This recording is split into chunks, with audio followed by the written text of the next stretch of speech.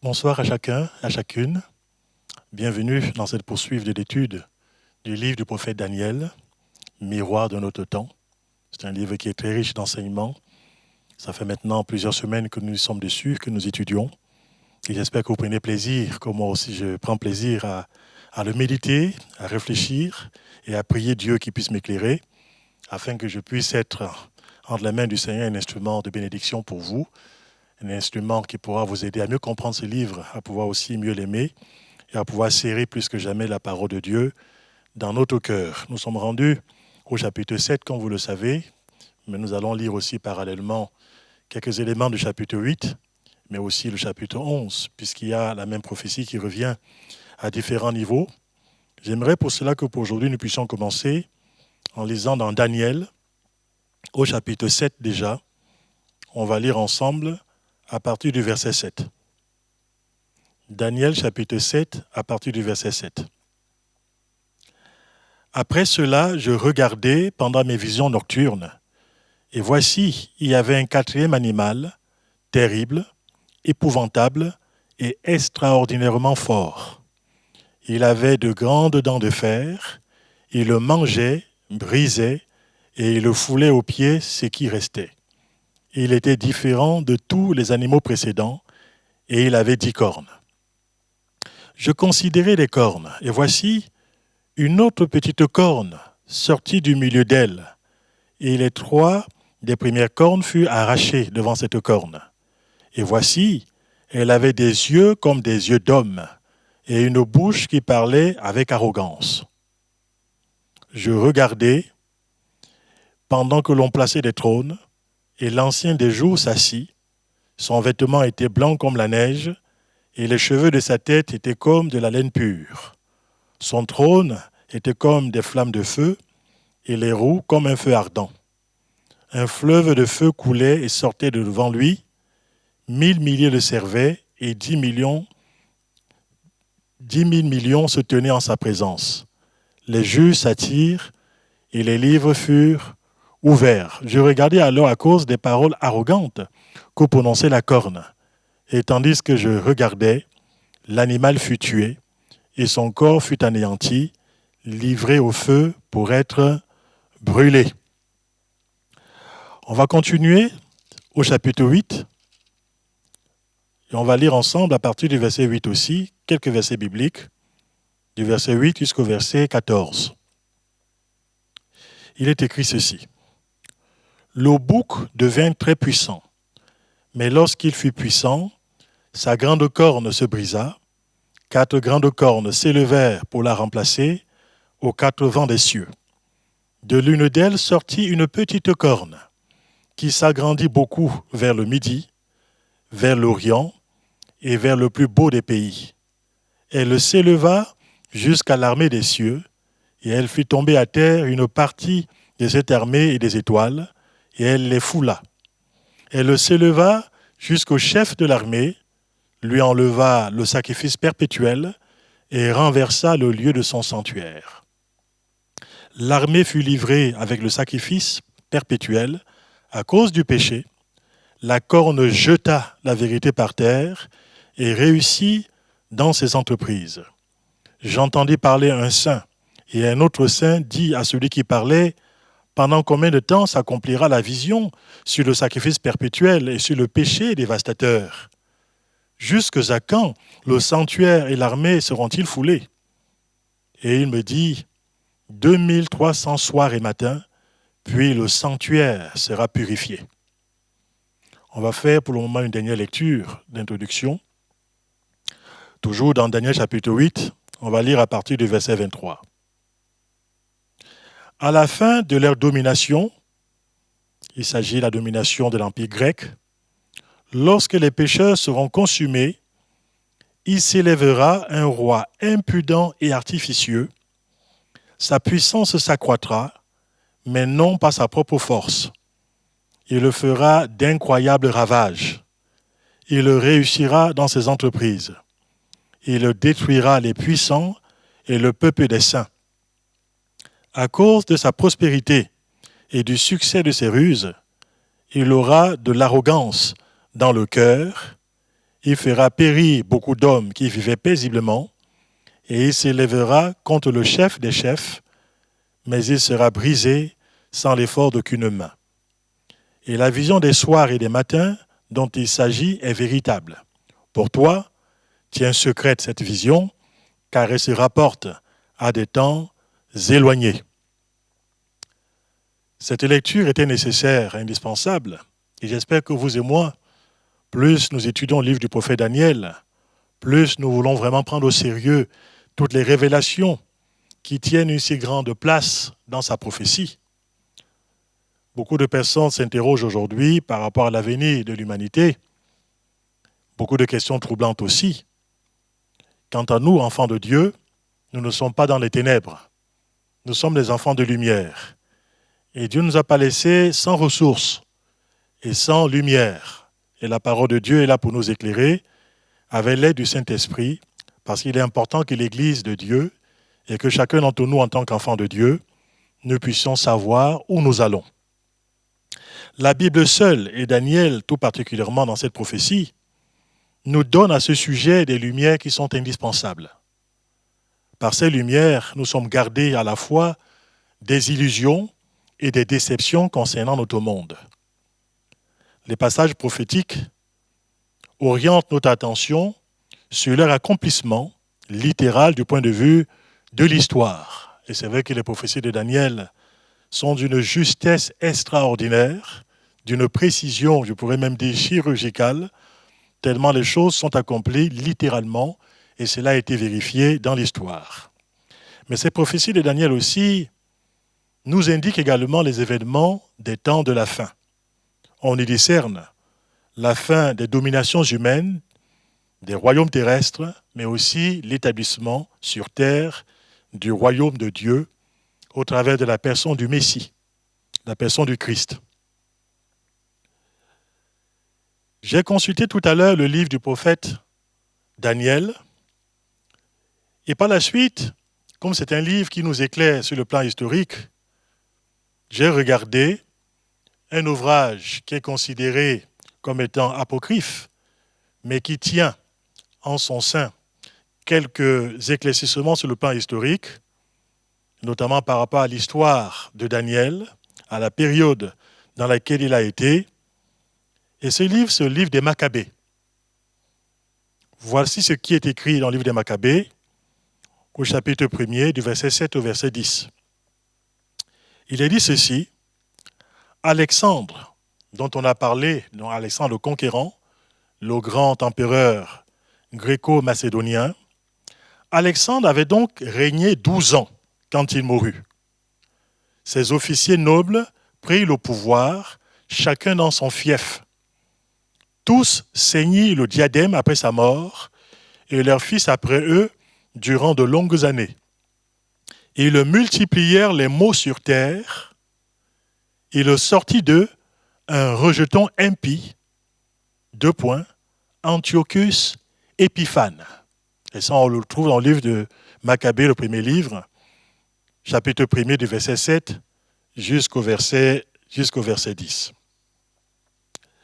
Daniel ici va annoncer prophétiquement le rôle que va jouer un des descendants de la dynastie des Séleucides, dont le premier représentant, comme je l'ai déjà indiqué la fois passée, était Séleucis Ier Nicator, qui va régner à partir de la Syrie aussi, en Babylonie et dans la Perse. Aujourd'hui, on pourrait dire, pour simplifier, la Syrie, l'Irak et l'Iran.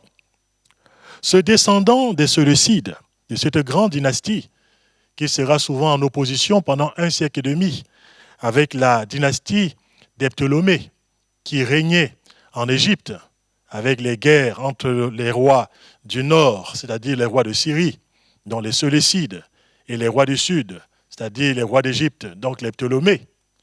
Eh bien, un de leurs descendants s'appellera dans l'histoire Antiochus Épiphane. Voilà pourquoi j'aimerais donner quelques éléments historiques avant d'aller un peu plus loin, pour la compréhension et la cohérence aussi de tout ce que le Saint-Esprit va nous montrer au travers de ce livre du prophète Daniel. En 20 ans, après que Alexandre le Conquérant fut mort et que son empire finalement fut divisé entre ces 4 généraux, comme je l'ai déjà expliqué ici. J'ai nommé déjà ces généraux, je ne vais pas revenir sur ce qui a déjà été partagé. Un de ces généraux s'appelait Antigonos, un des généraux d'Alexandre le Grand.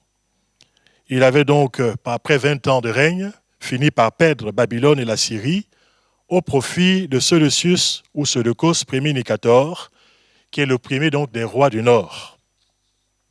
De la dynastie des Séleucides va donc surgir, plus de 100 ans après, ce que Daniel appelle ici une petite corne, qui sera identifiée dans l'histoire comme étant Antiochus IV Épiphane, qui était le 8e roi de la dynastie des Séleucides. Et Antiochus IV Épiphane va régner depuis la Syrie entre 175 et 164 avant Jésus-Christ. C'est cet homme qui est appelé un roi artificieux, un roi impudent. C'est cet homme méprisé dont parlera Daniel plus tard au chapitre 11 au verset 21, mais on le verra un peu plus tard. C'est cet homme qui va devenir l'un des persécuteurs les plus ignobles et les plus violents contre Israël depuis qu'Israël existe en tant que nation. Pourquoi est-ce que la prophétie insiste tant sur cette petite corne? Antiochus Épiphane, roi de Syrie. On voit ici que c'est qu'on va surgir à la fin de l'Empire perse. On l'a dit ici, au chapitre 8, verset 9, de l'une d'elles. Une petite corne qui s'agrandit beaucoup vers le midi, vers l'Orient et vers le plus beau des pays. Cette petite corne aussi, quand on regarde bien les prophéties de Daniel, on la voit déjà aussi se manifester beaucoup plus tard, dans ce que l'on verra beaucoup plus tard comme étant l'Empire romain, c'est-à-dire le 4e empire, celui qui va succéder à l'Empire grec. Après avoir régné pendant un certain temps sur la terre, il y aura donc la victoire des Romains sur les Grecs et par la suite aussi l'établissement de l'Empire grec, mais ça on le verra un peu plus tard. Et pourtant, la prophétie biblique semble insister de façon assez singulière sur cette petite corne. Dans l'une des 4 parties de cet empire grec qui avait été divisé, va donc s'élever ce roi de Syrie, qui était donc au nord de la Palestine. Et vous savez que quand on parle ici des points cardinaux dans la Bible de façon générale, les écrivains sacrés parlent des points cardinaux à partir de ce qu'ils considèrent comme étant le plus beau des pays, c'est-à-dire finalement à leurs yeux le centre du monde. Donc c'est à partir d'Israël, de la Palestine, que les 4 points cardinaux sont donc situés. Ce roi de Syrie, appelé le roi du Nord, peut s'avancer vers le midi, c'est-à-dire finalement attaquer le roi d'Égypte aussi. Il peut aussi s'avancer vers l'Orient, mais aussi plus précisément vers le plus beau des pays. C'est ce que Daniel nous dit ici au verset 9 du chapitre 8. C'était donc un roi considéré comme étant impudent et artificieux, et il va apparaître à la fin de la domination grecque, c'est-à-dire, comme je l'ai dit tout à l'heure, peu avant la conquête du 3e empire par Rome. Daniel chapitre 8, verset 23, que j'aimerais relire ici. Il est dit ceci, lisons même à partir du verset 22, « Les 4 cornes qui se sont élevées pour remplacer cette corne brisée, et vous savez que la corne brisée subitement, ça a été Alexandre le Conquérant, comme je l'ai déjà expliqué, et qu'à la suite, il y aura donc 4 cornes qui vont s'élever, qui sont les 4 généraux, et il est dit ceci, « Ce sont 4 royaumes qui s'élèveront de cette nation, mais qui n'auront pas autant de force. » Et il est précisé au verset 23 ceci, « À la fin de leur domination, donc à la fin de l'Empire grec, lorsque les pécheurs seront consumés, il s'élèvera un roi impudent et artificieux, sa puissance s'accroîtra, mais non par sa propre force. Il fera d'incroyables ravages, il réussira dans ses entreprises, il détruira les puissants et le peuple des saints. » Cette mention est une mention très importante. Il détruira les puissants, mais surtout ici, le peuple des saints. Voilà pourquoi, dans la prophétie, cette corne particulière, cette petite corne, a un relief qui lui est donné par les Saintes Écritures. Il y a 2 bonnes raisons pour lesquelles nous pouvons insister sur cette corne, puisque l'Écriture aussi insiste. Parce que de vous à moi, il y a eu différents conquérants dans l'histoire, et même des conquérants beaucoup plus célèbres qu'Antiochus IV Épiphane. Mais pourquoi est-ce que le Saint-Esprit semble insister de façon aussi forte par rapport à cette petite corne. Parlant de lui, parlant de cette petite corne, non seulement au chapitre 7, mais aussi au chapitre 8, et aussi beaucoup plus tard, au chapitre 11. C'est parce qu'il y a des raisons qui sont très importantes, non seulement en rapport avec Israël, le peuple des saints, mais aussi en rapport tout simplement avec les temps de la fin. Deux raisons très importantes. Déjà parce que ce roi artificieux, reconnu dans l'histoire comme étant Antiochus IV Épiphane, sera un terrible persécuteur de la nation d'Israël. Non content d'avoir conquis la Palestine, Israël, il a été le premier roi païen qui a voulu littéralement, et il a essayé de le faire, supprimer le culte rendu à l'Éternel. Il va s'efforcer dans ses entreprises à forcer les Juifs à l'idolâtrie, à adorer les faux dieux, les dieux païens. Ce roi païen, appelé Antiochus IV Épiphane, va s'attaquer frontalement à Dieu lui-même. Il va faire cesser pendant un temps les sacrifices et il va profaner le temple de Jérusalem. Dans son zèle diabolique, il va chercher à faire disparaître les exemplaires du livre de la loi. Il va interdire la circoncision, qui était le signe de l'alliance entre Dieu et son peuple d'Israël, et il va massacrer tous ceux qui voulaient rester fidèles à Dieu en ce temps-là. Les allusions par rapport à ces entreprises nous sont signalées par Daniel au chapitre 8. On peut relire du verset 10 jusqu'au verset 12. Il est dit ceci, par rapport à la petite corne, « Elle s'éleva jusqu'à l'armée des cieux, et elle fit tomber à terre une partie de cette armée et des étoiles, et elle les foula. Elle s'éleva jusqu'au chef de l'armée, lui enleva le sacrifice perpétuel et renversa le lieu de son sanctuaire. » Et il est dit, l'armée fut livrée avec le sacrifice perpétuel. À cause du péché, la corne jeta la vérité par terre et réussit dans ses entreprises. Le peuple d'Israël fut donc, pendant ce temps-là, livré. C'est vrai aussi à cause de ses péchés, à cause de son apostasie pour un temps, comme une sorte de châtiment. Ce peuple sera livré entre les mains de ce redoutable ennemi du peuple de Dieu, à la suite de ses fautes, puisque le mot est utilisé ici dans la Bible, mais il ne sera pas livré de façon définitive. Il sera livré dans une période bien précise, il nous est dit ici, pendant pratiquement 2300 soirs. Mais je reviendrai là-dessus aussi, sur ces différentes mentions. La durée des souffrances du peuple de Dieu était arrêtée d'avance et limitée à 2300 soirs. On le voit ici dans Daniel, chapitre 8, du verset 13 au verset 14. Il nous est dit 2300 soirs et matins, puis le sanctuaire sera purifié. Parce qu'à un moment donné, il y a eu cette question qui a été posée. Jusqu'à quand le sanctuaire et l'armée seront-ils foulés par ce roi artificieux, par cet homme qui est connu dans l'histoire comme étant Antiochus IV Épiphane? Et il est précisé de façon tout à fait nette que ce sera pendant 2300 soirs et matins, c'est-à-dire précisément à pratiquement 6 ans et demi, où le sanctuaire sera foulé aux pieds et profané. Le chapitre 11 du livre de Daniel, puisque je vous ai déjà expliqué que la prophétie revient de façon répétitive pour nous parler d'un même phénomène, mais avec des explications supplémentaires. Et au chapitre 11, nous avons d'autres détails qui nous sont donnés concernant Antiochus Épiphane. J'aimerais pour cela que nous puissions lire ensemble dans Daniel chapitre 11. On va lire quelques versets bibliques à partir du verset 21. Daniel chapitre 11 à partir du verset 21.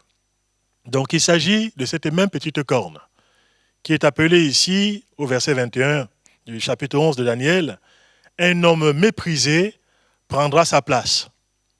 Sans être revêtu de la dignité royale, il paraîtra au milieu de la paix et il s'emparera du royaume par l'intrigue. Quand il s'agit ici du royaume, c'est-à-dire finalement du royaume dont il va devenir celui qui va le fouler. Les troupes qui se répandront comme un torrent seront submergées devant lui et anéanties de même qu'un chef de l'alliance. Après qu'on se sera joint à lui, il usera de tromperie, il se mettra en marche et il aura le dessus avec peu de monde. Il entrera au sein de la paix, dans les lieux les plus fertiles de la province. Il fera ce que n'avaient pas fait ses pères, ni les pères de ses pères. Il distribuera le butin, les dépouilles et les richesses. Il formera des projets contre les forteresses, et cela pendant un certain temps. À la tête d'une grande armée, il emploiera sa force et son ardeur contre le roi du Midi. Contre le roi du Midi, il s'engagera dans la guerre avec une armée nombreuse et très puissante. Mais il ne résistera pas, car on méditera contre lui de mauvais desseins. Ceux qui mangeront des mets de sa table causeront sa perte. Ses troupes se répandront comme un torrent, et les morts tomberont en grand nombre. Les deux rois chercheront en leur cœur à faire le mal, et à la même table, ils le parleront avec fausseté. Mais cela ne réussira pas, car la fin n'arrivera qu'au temps marqué. Alors il est question encore de la nouvelle de cette petite corne. Il retournera dans son pays avec de grandes richesses. Il sera dans son cœur hostile à l'Alliance sainte. C'est très important. Il sera hostile à l'Alliance sainte. Et il agira contre elle, puis il retournera dans son pays. Après, par la suite, il nous est dit, au verset 36, « Le roi fera ce qu'il voudra. Il s'élèvera et se glorifiera au-dessus de tous les dieux. Il dira des choses incroyables contre le Dieu des dieux. Il prospérera jusqu'à ce que la colère soit consommée, car ce qui est arrêté s'accomplira. Il n'aura égard ni au Dieu de ses pères, ni à la divinité qui fait les délices des femmes. Il n'aura égard à aucun Dieu, car il se glorifiera au-dessus de tous. Toutefois, il honorera le Dieu des forteresses sur son piédestal. À ce Dieu que ne connaissaient pas ses pères, il leur rendra des hommages avec de l'or et de l'argent, avec des pierres précieuses et des objets de prix. » Voilà un tout petit peu les descriptifs qui sont faits par rapport à ce roi Antiochus Épiphane. Des détails qui sont très importants pour la compréhension de la prophétie. On notera que ce roi artificieux va remporter la guerre contre le roi du Midi, c'est-à-dire le roi d'Égypte. Rentrant chez lui, chargé de dépouilles et de richesses qu'il avait pillées en Égypte, il nous a dit qu'il va agir par la suite contre l'Alliance sainte, c'est-à-dire contre le peuple de l'Alliance, mais aussi contre la loi de Dieu et contre tous les préceptes de Dieu. Au cours de son expédition suivante, il est arrêté par des navires de Kittim, c'est-à-dire finalement une flotte romaine qui va l'obliger à quitter l'Égypte. Kittim signifie premièrement non seulement l'île de Chypre, comme on peut le voir dans l'ensemble de la parole de Dieu, mais aussi de façon beaucoup plus générale, c'est l'ensemble de ces îles, mais aussi de ces côtes méditerranéennes, qui seront à cette époque-là sous le contrôle de la flotte romaine. Alors ici, ayant eu cette défaite par rapport à la flotte romaine à cette époque, ce roi va reporter sa colère sur les Israélites. Et il va s'appuyer par conséquent sur quelques traîtres parmi le peuple d'Israël, quelques collaborateurs, quelques personnes qui seront soudoyées par les richesses qu'il avait et qui vont devenir ses alliés, des traîtres par rapport à la nation d'Israël et qui vont l'aider à pouvoir par la suite profaner le temple et à pouvoir violer la loi de Dieu. Il va donc trouver des collaborateurs parmi les Israélites pour accomplir son œuvre impie. L'histoire nous le dit, tout à l'heure je vous citerai des passages du livre de Maccabée, mais pour résumer les choses, l'histoire nous dit que cet homme, appelé Antiochus Épiphane, il va aller jusqu'à offrir une truie sur l'autel de l'Éternel. Vous savez que la truie, c'est considéré comme étant un animal impur. On ne pouvait pas offrir à Dieu les animaux impurs, mais ce roi le fera.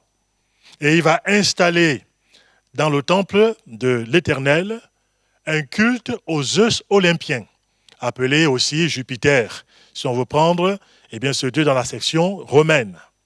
C'est ce que Daniel va appeler par la suite l'abomination du dévastateur. On le voit dans Daniel chapitre 11, au verset 31. Il nous est dit, « Ils dresseront l'abomination du dévastateur. » C'est cette idolâtrie au cœur même du sanctuaire de Dieu qui sera dressée Et vous savez que ça a été un élément tellement grave aux yeux de Dieu, mais aussi un élément marqueur, non seulement à cette époque, mais aussi dans la compréhension, non seulement historique de ce qui se passe, mais aussi dans l'interprétation eschatologique, c'est-à-dire des choses qui sont en rapport avec les temps de la fin, puisque le Seigneur Jésus-Christ, des siècles plus tard, va parler de ce qui s'est passé en ce temps-là. Il va le dire dans Matthieu chapitre 24 au verset 15, parlant des signes des temps de la fin. Jésus va dire ceci, je le cite, et il parlera donc de l'abomination de la désolation dont a parlé le prophète Daniel, établi en lieu saint.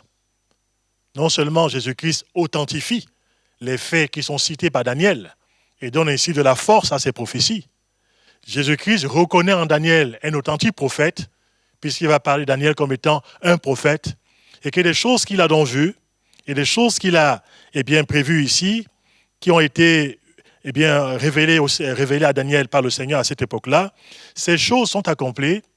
Il y aura un accomplissement non seulement historique, autant donc d'Antiochus Épiphane, mais il y aura aussi, comme Jésus-Christ le dit ici, dans son discours des temps de la fin, il y aura donc un accomplissement ultérieur dont la profanation d'Antiochus Épiphane aura été un type, aura été une préfiguration, aura été une ombre. Il y a eu donc un fait grave qui s'est produit sur le plan historique, mais Antiochus Épiphane a été effectivement un conquérant, il a été un profanateur, il a été un roi artificieux, il a été un roi abominable qui avait de la haine pour le peuple de l'Alliance, pour le peuple d'Israël, mais c'était aussi une figure de l'Antichrist qui va se manifester dans les temps de la fin, dont Jésus-Christ parlera aussi, et dont les apôtres du Christ aussi apporteront donc des enseignements bien précis. Je reviens par rapport à cet homme appelé Antiochus IV Épiphane. J'aimerais pour cela revoir avec vous et citer le témoignage qui est apporté dans le livre des Maccabées à son sujet, témoignage historique et authentique. Voici ce qui est dit dans le livre des Maccabées au chapitre 1er. Je vais commencer du verset 21 au verset 24. Il est donc dit de ce roi qui a été appelé auparavant un rejeton impie, qui est sorti de l'Empire grec, appelé Antiochus Épiphane. Il est donc dit, entré dans le sanctuaire, je cite, avec arrogance, il prit l'autel d'or, le candélabre de lumière et tous ses accessoires, la table d'oblation, les vases à libation, les coupes, les cassolettes d'or, le voile et les couronnes. Quant à la décoration d'or sur la façade du temple, il enleva en entier.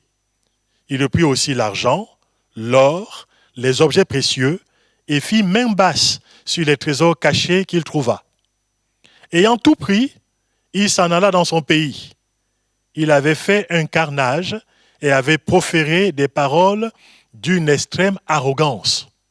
Voilà comment ici il est décrit dans le livre des Maccabées, chapitre 1er du verset 21 au verset 24.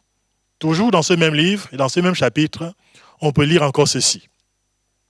Le roi, donc Antiochus Épiphane, envoya aussi à Jérusalem et aux villes de Juda des lettres par messager, leur prescrivant de suivre les coutumes étrangères au pays, de bannir du sanctuaire holocauste, sacrifices et libations, de profaner sabbat et fêtes, de souiller le sanctuaire et les choses saintes, d'élever autels, sanctuaires et temples d'idoles, de sacrifier des porcs et des animaux impurs, de laisser leurs fils ainsi concis et de se rendre abominables par toutes sortes d'impuretés et de profanations, oubliant ainsi la loi et altérant toutes les pratiques. Quiconque n'agira pas selon l'ordre du roi sera mis à mort. Du verset 41 au verset 50, du premier chapitre des Maccabées. Je termine en citant encore un dernier passage. Toutefois, plusieurs en Israël restèrent fermes et eurent la force de ne pas manger les choses impures. Ils acceptèrent de mourir plutôt que de consommer des mets impurs et de profaner l'alliance sainte, et ils moururent. Le premier grand résistant, il est connu aussi sur le plan historique.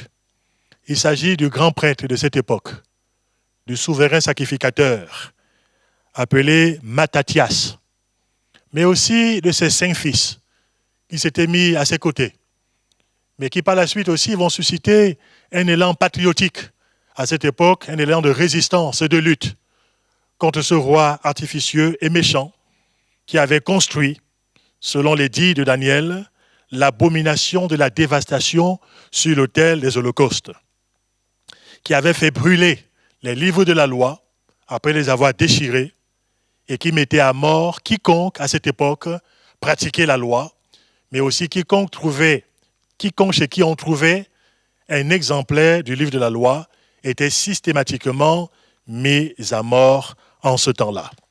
On peut donc comprendre pourquoi il y a eu cette insistance prophétique, parlant donc de ce roi particulier appelé Antiochus Épiphane. C'est un roi qui est une figure aussi et un type de l'Antichrist, un précurseur, une figure annonciatrice. On sait d'ailleurs que ce roi Antiochus IV Épiphane, emporté par le délit orgueilleux, va se prétendre issu de Zeus olympien, tout simplement donc de Jupiter, pour parler de ce dieu romain. Mais c'est en fait le même dieu qui a été changé par le Romain, il s'appelait Zeus, il est devenu Jupiter, quand les Romains ont pris le contrôle par la suite de cet empire. Cet homme va se lever au-dessus de Dieu lui-même, selon ce qu'on a pu voir dans le livre de Daniel chapitre 11, pour s'honorer finalement lui-même et honorer la force brutale jusqu'à ce qu'on sait qu'il va tomber foudroyé, et bien tout simplement sans le secours d'aucune main. Daniel nous l'a révélé dans Daniel chapitre 11 et au verset 45. J'aimerais pour aujourd'hui parler sobrement, parce que je prendrai le temps de pouvoir m'y étendre. Mais j'aimerais parler sobrement de cette figure finalement de l'Antichrist, mais en parler avec sobriété, parce que je prendrai le temps de pouvoir l'étudier avec vous, parce qu'il jouera un rôle très important par rapport au temps de la fin. Revenons par rapport à la comparaison avec le roi artificieux Antiochus IV Épiphane. Par la guerre qu'il a fait non seulement aux croyants israélites à cette époque, par la haine féroce qu'il avait par rapport à l'alliance de Dieu, par rapport à la loi de Dieu, par la guerre qu'il va faire à Dieu en profanant le temple et en ayant des paroles arrogantes à l'égard de Dieu, ce petit roi de Syrie, ce roi impudent et artificieux, pour reprendre les termes bibliques à son sujet, ce roi qui au départ était insignifiant, ce roi va préfigurer le dernier grand ennemi de la foi, appelé l'Antichrist. Il est évident quand on étudie la prophétie, déjà dans Daniel chapitre 7, mais aussi Daniel chapitre 8, mais aussi Daniel chapitre 11. Et quand on étudie de façon plus précise la petite corne, on voit bien sûr qu'historiquement il s'agit, et cela a été identifié, d'un roi appelé Antiochus Épiphane, mais on va constater que les détails le concernant vont le dépasser. Ils vont au-delà de cette personne, au-delà de son royaume. La mentalité qu'il a cultivée sera une mentalité annonciatrice des événements tristes et sanglants qui se passeront dans les temps de la fin. D'ailleurs, Daniel, qui a eu ces différentes visions et ces révélations, va déclarer que le sens au profond de ces révélations concerne les temps de la fin. J'aimerais pour cela que nous puissions lire quelques passages bibliques qui nous amènent à pouvoir voir dans cet homme appelé Antiochus Épiphane une figure de l'Antichrist. Daniel nous y aide. Dans Daniel chapitre 8, verset 17 déjà, il est dit ceci. Lisons à partir du verset 16. « Et j'entendis la voix d'un homme au milieu de l'Ulaï. Il cria et dit, « Gabriel, explique-lui la vision. » Parce que Daniel était vraiment troublé par la vision qu'il avait reçue et qu'il cherchait à la comprendre. Alors, verset 17, il est dit à Daniel, « Il vint alors près du lieu où j'étais, et à son approche, dont il s'agit de l'ange Gabriel, je fus effrayé et je tombai sur ma face. Il me dit, « Sois attentif, fils de l'homme, car la vision concerne un temps qui sera la fin. » Daniel chapitre 8 au verset 17. On peut lire la même chose quelque part au verset 19. C'est toujours l'ange Gabriel qui le dit à Daniel. Verset 19, puis il me dit, « Je vais t'apprendre ce qui arrivera au terme de la colère, car il y a un temps marqué pour la fin. » On poursuit dans la même dimension d'interprétation qui est apportée à Daniel ici, verset 26 toujours, du chapitre 8. « Et la vision des soirs et des matins dont il s'agit est véritable. Pour toi, Daniel, tiens secrète cette vision, car elle se rapporte à des temps éloignés. » Là encore, la précision est très importante. Elle s'accomplira au temps marqué.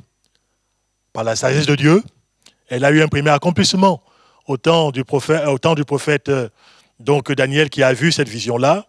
Elle a eu ce premier accomplissement au temps des Maccabées qui ont été des résistants. Elle a eu ses premiers accomplissements avec ce roi méchant, ce roi qui avait de la haine pour le peuple de Dieu, Antiochus IV Épiphane. Mais l'accomplissement, je pourrais dire absolu, se fera dans les temps de la fin avec cette petite corne qu'on va discerner et qui sera donc la figure de l'Antichrist. Notons que cette petite corne, elle apparaît à la fin du Troisième Empire, l'Empire grec, puisque Antiochus Épiphane, c'est le dernier représentant de cet empire, du moins tel que la prophétie nous le dit ici. Mais cette petite corne va réapparaître aussi dans le Quatrième Empire, comme on le verra un peu plus tard, qui est le dernier grand empire avant la fin du monde actuel tel que nous le connaissons. On constate donc finalement que Daniel nous parle non seulement des événements particuliers, historiquement datés, mais il nous parlera aussi d'événements qui ne sont pas encore accomplis. Ces événements concernent l'Antichrist, dont Antiochus Épiphane a été en son temps une préfiguration par rapport à l'état d'esprit qu'il va manifester. Aujourd'hui, comme j'ai dit que je serai sobre, je vais simplement me contenter de pouvoir donner deux caractéristiques par rapport à cette petite corne que Daniel a vue. Au chapitre 7, verset 8, il est dit que cette petite corne avait des yeux comme des yeux d'homme et une bouche qui parlait avec arrogance. Daniel 7, verset 25 dira « Il prononcera des paroles contre le Très-Haut. Il opprimera les saints du Très-Haut et il espérera changer les temps et la loi. Et les saints seront livrés entre ses mains pendant un temps, des temps et la moitié d'un temps. » Daniel précise ces réalités et on va constater effectivement que cette corne désigne bel et bien une entité, désigne une personne. Il est question de ses yeux qui sont comme les yeux d'un homme. C'est vrai qu'en son temps, mais je prendrai le temps de pouvoir l'expliquer ultérieurement, l'Antichrist, qui est prédit plusieurs fois dans la parole de Dieu, il aura le regard sur toute la vie sociale, économique et religieuse des nations pour la contrôler et il exercera son influence jusque dans l'intellect et le subconscient des individus. On prendra le temps de le voir ultérieurement. Il aura une bouche qui va prononcer des paroles arrogantes, des paroles blasphématrices, poussant des peuples entiers à l'insolence, à l'insubordination à l'égard de Dieu, à l'égard du Dieu vivant et vrai, et entraînant des nations tout entières à la révolte par rapport à la parole de Dieu et par rapport aux principes de Dieu. Il cherchera à renverser tout ce que Dieu a établi, y compris les institutions qui ont fonctionné jusqu'à ce jour. Mais il n'aura pas le mot de la fin, comme on le verra ultérieurement. Le mot de la fin appartiendra au Seigneur. Il aura une durée qui sera limitée. Il est dit ici, par rapport à ce temps de violence, ce sera un temps, 2 temps et la moitié d'un temps. Littéralement, ce sera dans 1 an, 2 ans et la moitié d'une année. Littéralement, cela signifie que pendant 3 ans et demi, il y aura cette manifestation très violente et très brutale qui aura des répercussions sur le plan universel, mais le règne de l'Antéchrist sera subitement arrêté, brisé, par la force et par l'éclat de l'avènement de celui qui est le Seigneur des Seigneurs, le Roi des Rois, la personne de notre Seigneur Jésus-Christ. Mais comme j'ai choisi la sobriété aujourd'hui, je vous invite à revenir pour ces études bibliques et en son temps, on apportera encore plus de précisions par rapport à ces temps éloignés, mais dans lesquels nous nous trouvons aujourd'hui par la force des choses. J'aimerais que nous puissions conclure en remerciant le Seigneur et en priant notre Dieu. Je veux te remercier, Seigneur mon Dieu, pour ces choses qui ont été tenues secrètes pour un temps. Et par ta grâce, Seigneur mon Dieu, tu as prédit que la connaissance de ton peuple augmentera. Nous ne sommes pas dans les ténèbres pour que nous soyons surpris, que nous soyons, mon Dieu, pris à l'improviste, comme les gens qui ne te connaissent pas.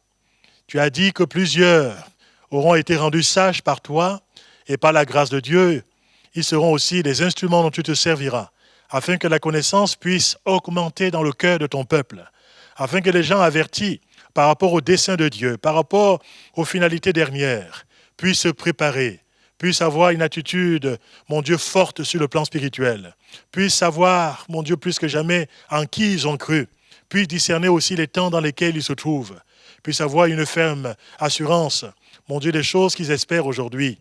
Et quand les choses se manifesteront, que ton peuple ne soit pas surpris, mais qu'il ait été préparé, Seigneur, et qu'il puisse être ferme dans sa foi, dans son espérance, et qu'il soit, mon Dieu, fondé dans cet amour par rapport à toi. Je veux te remercier pour la connaissance que tu nous donnes, que cette connaissance remplisse nos cœurs et nous amène plus que jamais à marcher humblement avec toi, dans la soumission à ta volonté et dans l'obéissance à ta parole, au nom de notre Seigneur Jésus. Amen. Gloire à notre Dieu. Amen.